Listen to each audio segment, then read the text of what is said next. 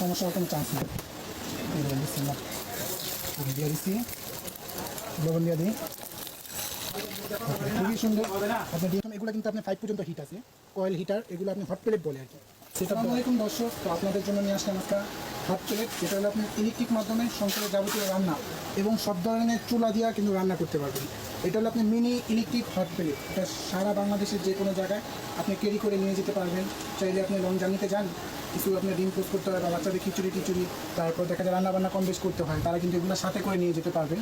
অল্প তেলে ডিম ভাজা পোড়া, তারপর সব ধরনের আইটেম করতে পারবেন। তো আজকে আমরা ডিম পোস্ট করে দেখাবো।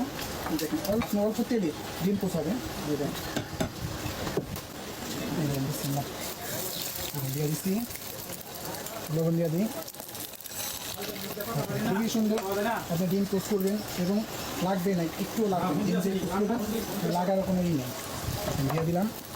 আর সর্বপ্রথম এগুলো কিন্তু আপনার 5 পর্যন্ত হিট আছে, কয়েল হিটার, এগুলো আপনি হট প্লেট বলে আর কি। মূলত এগুলো প্যাকেটটা খুবই ছোট। দেখেন এখানে লেখা আছে হট প্লেট। আপনার অ্যালুমিনিয়াম, স্টিল যাবতীয় যা আছে বাসায় সব ধরনের পাতিল দিয়ে কিন্তু রান্না বান্না করতে পারবেন।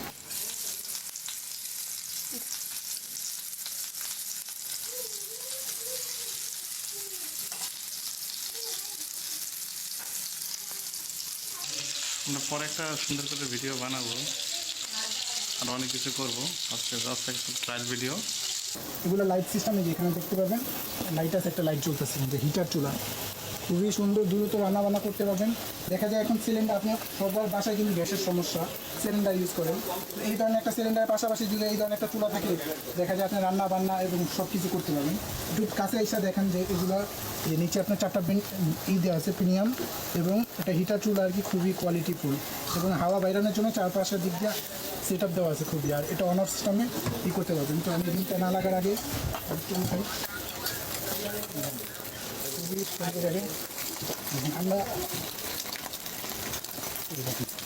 ডিমটা কিন্তু খুবই সুন্দর হয়েছে, দেখছেন, দেখার মতন।